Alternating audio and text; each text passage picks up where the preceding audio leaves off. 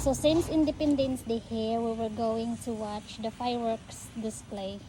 So magbabike lang kami. Trip naming magbike papunta dun. Kasi nga baka walang space ng walang space ng sasakyan. Walang maparkingan ba? So we decided na na lang kami. Magbike. Ito yung namin. Service. Magbabike lang kami papunta doon sa area. Yeah, I know. So, it's Independence Day here. July 4. In the Philippines, the Independence Day. June 12.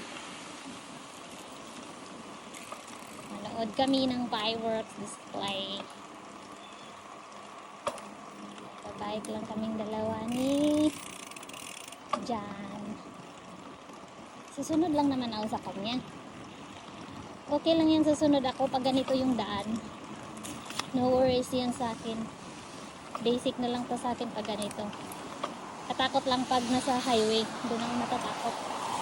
Kasi mga mabibilis yung mga sasakyan. Diba? Or pag ganito, basic na to sa akin. Hindi na ako takot. Hindi ko alam kung gaano kalayo yung pupuntahan namin. I don't have a clue. Basta sunod lang ako sa kanya. Sunod lang. Gusto ko kasi manood ng fireworks. Ilang pa ganito, maluwag naman siya eh. Saka nasa sidewalk siya, hindi siya sa mismong highway. Kaya okay lang na nag-bike kami. Skip pala sa point, hindi ako nagsuot ng padded shirt. Dapat pala nagsuot ako. Sunod lang ako sa kanya. Sunod lang ako.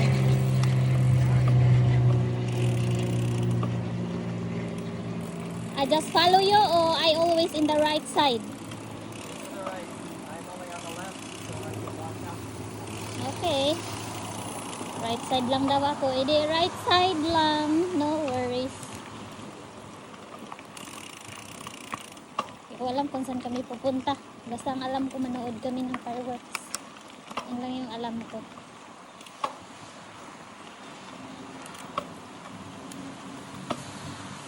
Ang ganda ng place dito. Green yung mga grass.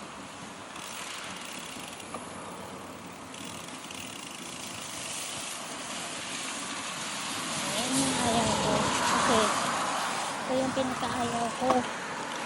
Itong highway. Tatakot ako nito pag butunan. Buton talaga ni Dan. Sabi niya, di daw kami dadaan ng gilid lang daw. Gilid yung mata.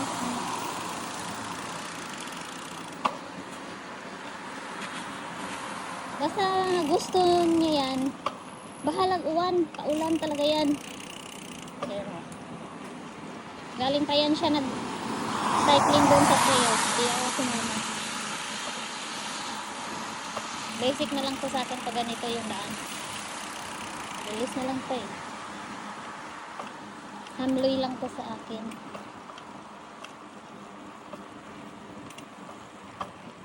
Very picky.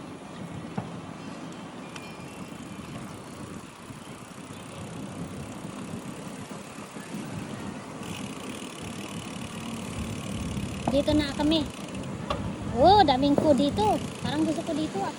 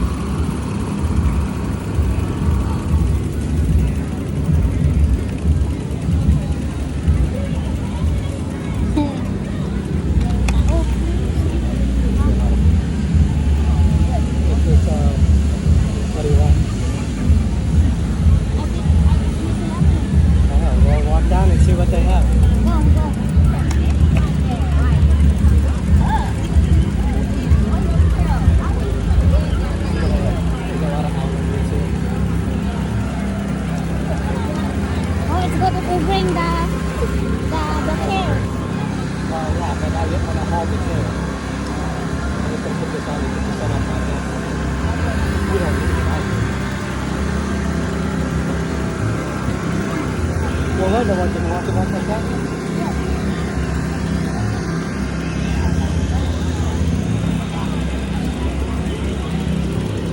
Police, they get voted for. I think they're worried about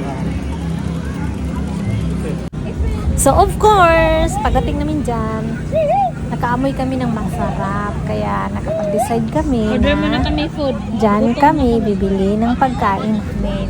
So sa akin, yung chicken tsaka rice sa kanya is so at dahil wala pa yung orders namin, naghanap po na kami na pwedeng maupuan dyan.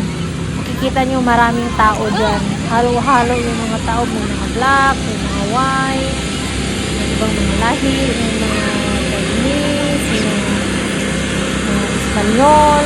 Madaming lahi dyan. Pero nakikita ko talaga mostly dyan. Madaming mga black dyan. Dyan sa area na yan. So, nagharap kami dyan ng mga upuan. Ang daming pulis. Madaming mga bata. So, medyo pagpunta namin doon, medyo maliwanag pa. Mga ano pa yan, 6 o'clock. 8 kasi, 8 something kasi yung firework.